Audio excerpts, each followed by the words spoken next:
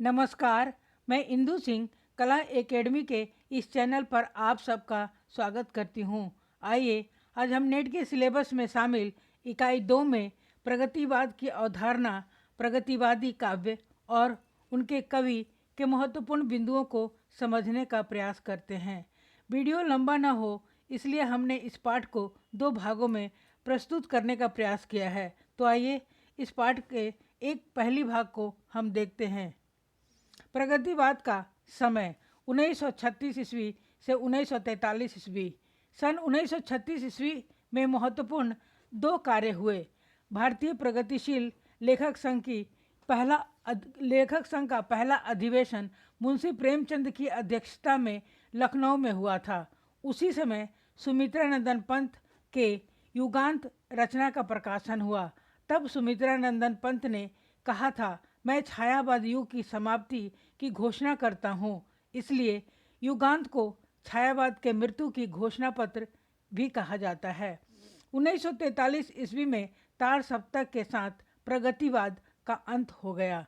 प्रगतिवाद का अर्थ सन 1926 ईस्वी में से लेकर 1943 ईस्वी के बीच कार्ल मार्क्स के विचारों से प्रभावित होकर शोषित वर्ग के प्रति करुणापूर्ण तथा शोषक वर्ग के प्रति आक्रोश युक्त जो साहित्य लिखा गया उसे प्रगतिवाद के नाम से जाना जाता है। प्रगतिवाद का इतिहास इस प्रकार है। सन 1935 ईस्वी में फ्रांस की राजधानी पेरिस में हेनरी बारबूज ने प्रगतिशील लेखकों का एक संघ बनाया। इसके पश्चात 1935 ईस्वी में ही पेरिस में प्रोग्रेसिव राइटर्स एसोसिएशन का E.M. फोर्स्टर की अध्यक्षता में प्रथम अधिवेशन हुआ। इस अधिवेशन से प्रेरणा लेकर 1935 ईस्वी में लंदन में ही डॉक्टर मुल्कराज आनंद और डॉक्टर सज्जाद जहीर ने भारतीय प्रगतिशील लेखक संघ की स्थापना की। लंदन में ही इस संघ का घोषणा पत्र तैयार किया गया, जिसे मुंशी प्रेमचंद ने 1936 ईस्वी में हंस पत्रिका में प्रकाशित किया था। सन 1936 ईस्वी में भारतीय प्रगतिशील लेखक संघ का प्रथम अधिवेशन मुंशी प्रेमचंद की अध्यक्षता में लखनऊ में हुआ। इसके अध्यक्ष के रूप में भाषण देते हुए प्रेमचंद ने 2 महत्वपूर्ण बातें कही। पहला, साहित्यकार देशभक्ति और राजनीति के पीछे चलने वाले सच्चाई नहीं है, बल्कि उनके आगे मशाल दिखाती हुई चलने वाले सच्चाई हैं। दूसरा था, साहित्य में राजाओं का गौरवगान, सुंदरी का सौंदर्य चित्रण व निजी वेदना की अभिव्यक्ति बहुत हो चुकी। अब हमें अपने सामाजिक दायित्व को समझकर उपेक्षित वर्गों की स्थिति सामने लाकर उनकी दशा सुधारने का प्रयास करना होगा।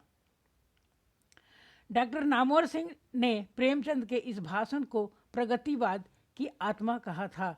सन 1935 ईस्वी में हेनरी बारबूज ने पेरिस में प्रगतिशील लेखक संघ की स्थापना किया था। सन 1935 ईस्वी में पेरिस में इसका प्रथम अधिवेशन E.M. फोर्स्टर की अध्यक्षता में अधिवेशन हुआ। 1935 ईस्वी में लंदन में ही घोषणा पत्र तैयार किया गया। सन 1936 ईस्वी में युगांत रचना में पंत ने छायावादी युग के अंत की घोषणा किया। सन 1937 ईस्वी में शिवदान सिंह चौहान ने विशाल भारत पत्रिका में एक निबंध लिखा, भारत में प्रगतिशील साहित्य की आवश्यकता। महत्वपूर्ण कथन इस प्रकार हैं। हमारा साहित्यिक नारा कला के लिए नहीं वरन संसार को बदलने के लिए है। इस नारे को बुलंद करना प्रत्येक प्रगतिशील साहित्यकार का फर्ज है। सन 1937 ईस्वी में निराला की वह तोड़ती पत्थर कविता प्रकाशित हुई, जो एक प्रगतिवादी कविता थी। 1938 ईस्वी में के रूपाभ पत्रिका में प्रगतिशील एक अवधारणा निबंध लिखकर पंत ने इसके महत्व को प्रतिपादित किया। सन 1939 ईस्वी में भगवती चरण वर्मा की एक प्रगतिशील कविता प्रकाशित हुई, चरमर चू चरर मरर जा रही भैंसा गाड़ी। इस विचारधारा के लिए प्रगतिवाद शब्द का प्रयोग सबसे पहले गजानन माधव मुक्तिबोध ने सन 1942 ईस्वी में प्रगतिवाद एक दृष्टि नामक निबंध में किया। मुक्तिबोध ने प्रगतिवाद को एक वैचारिक सैनिक संघर्ष कहा है। प्रगतिवाद का प्रवर्तक डॉक्टर बच्चन सिंह के शब्दों में प्रगतिवाद के प्रवर्तक सुमित्रा नंदन पंत हैं। युगवाणी 1939 ईस्वी प्रगतिवाद का प्रथम काव्य संकलन है। यह सर्वमान्य मत है। डॉक्टर गणपति चंद्र गुप्त रामेश्वर करुण सतसई डॉक्टर गणपति चंद्र गुप्त के अनुसार रामेश्वर करुण सतसई 1934 ईस्वी प्रगतिवाद की पहली रचना है। प्रगतिवाद के विशेष तथ्य इस प्रकार हैं। रामविलास शर्मा राजनीति के क्षेत्र में जो मार्क्सवाद व साम्यवाद है वही साहित्य के क्षेत्र में प्रगतिवाद है। डॉक्टर नगेंद्र के शब्दों में सन 1933 ईस्वी में गांधी जी कांग्रेस के सक्रिय राजनीति से दूर हो गए। 1934 ईस्वी में कांग्रेस के अंतर्गत ही समाजवादी दल की स्थापना हुई, जिसमें राजनैतिक क्षेत्र साम्यवाद तथा साहित्य के क्षेत्र में प्रगतिवाद के बीज निहित थे। डॉक्टर नामवर सिंह के शब्दों में जिस तरह कल्पना प्रवण अंतर्दृष्टि छायावाद की विशेषता है और अंतर्मुखी बौद्धिकता प्रयोगवाद की विशेषता है, उसी तरह यथार्थ सामाजिक चेतना प्रगतिवाद की विशेषता है। आचार्य नंदुलारे वाजपेयी के शब्दों में प्रगतिवाद उपयोगितावाद का दूसरा नाम है। प्रगतिवाद को डॉक्टर नगेंद्र नामवर सिंह ने सामाजिक यथार्थवाद कहा है। मुक्तिबोध के शब्दों में छायावादी वायवीय कल्पना व गांधी जी की अहिंसावादी नीतियों के विरोध में शोषित वर्ग की जो भावनाएं तत्कालीन रचनाकारों की लेखनी से प्रस्फुटित हुई, वे रचनाएं प्रगतिवादी रचनाएं हैं। प्रगतिवाद के प्रतिनिधि कवि नागार्जुन हैं। प्रगतिवाद के प्रवर्तक सुमित्रा नंदन पंत हैं। प्रगतिवाद शब्द का सबसे पहले प्रयोग मुक्तिबोध ने किया था। प्रगतिवाद के आदि प्रवर्तक कार्ल मार्क्स थे। प्रगतिवाद की मुख्य विशेषताएं इस प्रकार हैं। मार्क्सवाद और साम्यवाद में आस्था थी। शोषित वर्ग के प्रति करुणा का भाव था। शोषक वर्ग के प्रति आक्रोश की भावना थी। हिंसक क्रांति का समर्थन हुआ था। मानवीय मूल्यों का पक्षधर है। नारी के प्रति आस्था की भावना है। सामाजिक यथार्थ का चित्रण है। आम बोलचाल की भाषा है। मुक्तक काव्यों की प्रधानता है। विश्व बंधुत्व की भावना है। यह काव्य बहुजन हिताय का दृष्टिकोण है। धर्म और ईश्वर के विरोध के भाव हैं। प्रगतिवाद के रचनाकार छायावाद के समानांतर प्रगतिशील साहित्य लिखने वाले रचनाकार मूलतः छायावादी थे। पंत, निराला, दिनकर, शिवमंगल सिंह सुमन, नरेंद्र शर्मा, भगवती चरण वर्मा, माखनलाल चतुर्वेदी, जानकी वल्लभ शास्त्री, रामेश्वर शुक्ल अंचल, उपयुक्त सभी कवि मूलतः छायावादी थे, साथ साथ प्रगतिवादी के समानांतर भी थे। मूलतः प्रगतिवादी रचनाकार इस प्रकार हैं। नागार्जुन, इनका समय 1911 से 1988 ईस्वी है। केदारनाथ अग्रवाल, इनका समय 1911 से 2000 ईस्वी। रामविलास शर्मा, इनका समय 1912 से 2000 ईस्वी है। मनुलाल शर्मा, इनका समय 1914 से 1994 ईस्वी है। त्रिलोचन शास्त्री, इनका समय 1917 से 2007 और रांगे राघव का समय 1923 से 1962 ईस्वी है। पहले कवि नागार्जुन के विषय में हम देखते हैं। नागार्जुन, इनका समय 1911 से 1998 ईस्वी है। जन्म 30 जून 1911 ईस्वी सतलज दरभंगा बिहार में हुआ। निधन 5 नवंबर 1998 ईस्वी है। इनका मूल नाम वैद्यनाथ मिश्र था। 1936 ईस्वी में श्रीलंका में बौद्ध धर्म ग्रहण कर लिया। वहाँ विद्यालंकार परिवेण नामक बौद्ध मठ में 3 वर्ष तक रहे। इनका उपनाम ढक्कन कहा जाता है। यात्री नाम से मैथिली में रचना लिखते थे। पत्रहीन नग्न गाछ ये रचना मैथिली में है। प्यार से लोग इन्हें बाबा भी कहते थे। इन्हें आधुनिक कबीर के नाम से भी जाना जाता है। महत्वपूर्ण रचनाएं काव्य संकलन खड़ी बोली, युगधारा 1953 ईस्वी, तालाब की मछलियाँ 1957, सतरंगे पंखों वाली 1959, प्यासी पथराई आँखें 1962, भस्मांकुर खंड काव्य 1970, गीत गोविंद 1979, खिचड़ी विप्लव देखा हमने 1980, तुमने कहा था 1980, हजार हजार बाहों वाली 1981, पुरानी जूतियों का कोरस 1983, रत्न गर्भा 1984, ऐसे भी हम क्या ऐसे भी तुम क्या 1985, इस गुब्बारे की छाया में 1990, आखिर ऐसा क्या कह दिया मैंने 1991, भूल जाओ पुराने सपने 1994, अपने खेत 1997 ईस्वी है। लंबी कविताएं हरिजन गाथा भूमिजा, इसका संपादन सोमदेव और शोभाकांत ने किया था। महत्वपूर्ण उपन्यास रतिनाथ की चाची 1948 ईस्वी, बलछनामा 1952, नई पौध 1952, बाबा बटेश्वर नाथ 1954, वरुण के बेटे 1957, दुखमोचन 1957, कुंभी पाक 1960, हीरक जयंती 1962, दूसरा नाम अभिनंदन है, उग्रतारा 1963, जमनिया का बाबा या उमरतिया 1968, पारो 1975, गरीब दास 1979 ईस्वी है।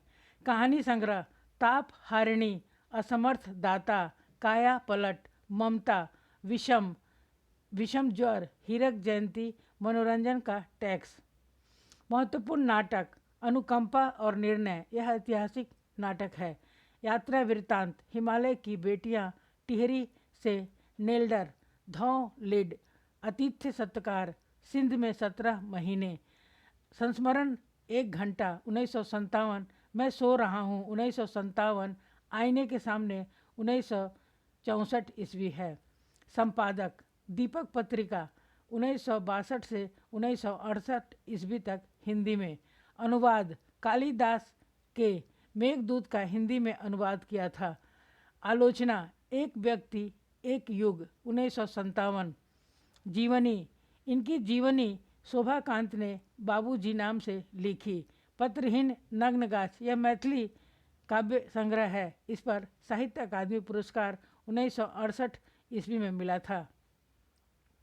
महत्वपूर्ण पंक्तियाँ, कई दिनों तक चूल्हा रोया, चक्की रही उदास, अकाल और उसके बाद, आओ रानी हम डोए पालकी, यही हुई है राय जवाहरलाल की। व्यंग कविता, पैदा हुआ मैं दीनहीन अपठित, कालिदास सच सच बतलाना, रति रोई या तुम रोए थे। कालिदास, बादल को घिरते देखा है, घोर निर्जन में परिस्थिति में दिया है, घोर निर्जन में परिस्थिति में दिया है, सिंदूर सिंदूर तिलंकित भाल। कविता, पेशा से प्राइमरी स्कूल का मास्टर थे, प्रेत का बयान। कविता के दूसरे लेखक हैं केदारनाथ अग्रवाल, इनका समय 1911 से 2000 ईस्वी है।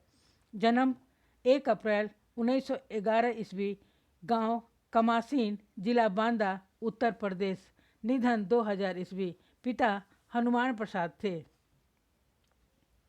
ये मान के उपनाम से रचनाएं लिखते थे।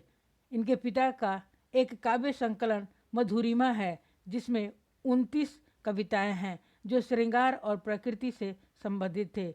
पंत के समान प्रकृति चित्रण के कारण केदारनाथ अग्रवाल को छायावादोत्तर कविता का पंत भी कहा जाता है। इन्हें परिवार का कवि और प्रकृति का कवि भी कहा जाता है। इन्हें केन का कवि भी कहा जाता है। इनकी प्रथम कविता छाया 1928 ईस्वी में प्रकाशित हुई थी, जब ये 17 वर्ष की इनकी अवस्था थी। महत्वपूर्ण काव्य संग्रह युग की गंगा 1947 यह प्रथम काव्य संकलन है। नींद के बादल 1947, लोक और आलोक 1957, फूल नहीं रंग बोलते हैं 1965, आग का आईना 1970, देश देश की कविताएं 1970, गुल मेहंदी 1978, पंख और पतवार 1979, विचार और बांदा 1980, देश विदेश की कविताएं 1980, विवेक विवेचन 1981, हे मेरी तुम 1981, मार प्यार के थापे 1981, कहे केदार खड़ी करे 1983, बम्बई की रक्त स्नान 1983, अपूर्वा 1984, साहित्य अकादमी पुरस्कार मिला 1986 ईस्वी में, जमुन जल तुम 1984, बोल बोल अबोल 1985, जो शिलाएं तोड़ते हैं 1985, आत्मगंध 1988, अनहारी हरियाली 1988, खुली आंखें और खुली डैने 1989, पुष्पदीप 1989, बसंत में प्रसन्न हुई पृथ्वी 1990, कुहुकी कोयल 1990, अस्थि और अंकुर यह निधन के बाद प्रकाशित हुई। इसमें 65 कविताएं थी। प्रकाशन वर्ष 1905 ईस्वी। प्रगतिवादी कविताओं का संकलन है। केदारनाथ अग्रवाल की प्रसिद्ध कविताएं इस प्रकार हैं। हे मेरी तुम कविता संग्रह में संकलित कविताएं हे मेरी तुम, एक खिले फूल से समुद्र है वह, तुम भी कुछ हो, पत्नी को संबोधित काव्य संकलन है। अपूर्वा 1984 ईस्वी। कविता में संकलित कविताएं न बूझी आग की गांठ, समय बदला, ममहित है धरा इरा है, ममहित है धरा इरा है, जहान से बाहर को जीने का दुख, मर्म भीतर छिपाए। महत्वपूर्ण उपन्यास पतियाँ 1985 ईस्वी। बैल बाजी मार ले गए यह अधूरा उपन्यास है। निबंध संकलन समय समय 1970 ईस्वी। विचार बोध 1980 ईस्वी। विवेक विवेचन 1981। यात्रा वृत्तांत बस्ती खिले गुलाबों की 1981 ईस्वी। कुछ अन्य प्रसिद्ध कविताएं इस प्रकार हैं। केन किनारे, आज नदी बिल्कुल उदास थी, चंद्र गहना से लौटती बेर, माझी न बजाओ वंशी। कुछ कविताओं के प्रसिद्ध पंक्तियां इस प्रकार हैं। मारो मारो मारो हंसिया, पाटो पाटो पाटो धरती, धीरज और अधीरज क्या है, कार्य से बढ़ धीरज क्या है। जो जीवन की धूल चाट कर बड़ा हुआ है, तूफानों से लड़ा और फिर खड़ा हुआ है। जिसने सोने को खोदा लोहा मोड़ा है, जो रवि के रथ का घोड़ा है, वह जन मारे नहीं मरेगा, नहीं मरेगा। हमारी जिंदगी के दिन बड़े संघर्ष के दिन हैं। हमेशा काम करते हैं मगर कम दाम मिलते हैं। अगला है, हे मेरी तुम, आज धूप जैसी हो आई और दुपट्टा उसने मेरी छत पर रखा। मैंने समझा तुम आई हो, दौड़ा मैं तुमसे मिलने को। विशेष तथ्य। केदारनाथ अग्रवाल आरंभ में छायावादी कविताएं लिखते थे, बाद में प्रगतिवादी हो गए। कहे केदार खड़ी खड़ी कविता में पूंजीवादी के खतरों से सचेत किया गया है, डॉलर के खतरे से भी सावधान किया गया है। हे मेरी तुम जमुन जल तुम पत्नी पर आधारित काव्य संकलन है। इनकी कविताओं में ग्रामीण प्रकृति सौंदर्य का चित्रण है। आगे के शब्दों में केदारनाथ अग्रवाल वास्तव में ग्रामीण प्रकृति व संस्कृति के चितेरे हैं। इनकी कविताओं में मिट्टी से जुड़ाव की गंध है। इस पाठ के शेष भाग के लिए कृपया इसका भाग 2 अगले वीडियो में अवश्य देखें। जय हिंद। आपने इस वीडियो को सुना और देखा, इसके लिए मैं आप सबका धन्यवाद करती हूँ। कृपया वीडियो को लाइक, सब्सक्राइब और शेयर करें ताकि इस परीक्षा की घड़ी में अन्य विद्यार्थी भी इससे लाभान्वित हो सके। धन्यवाद।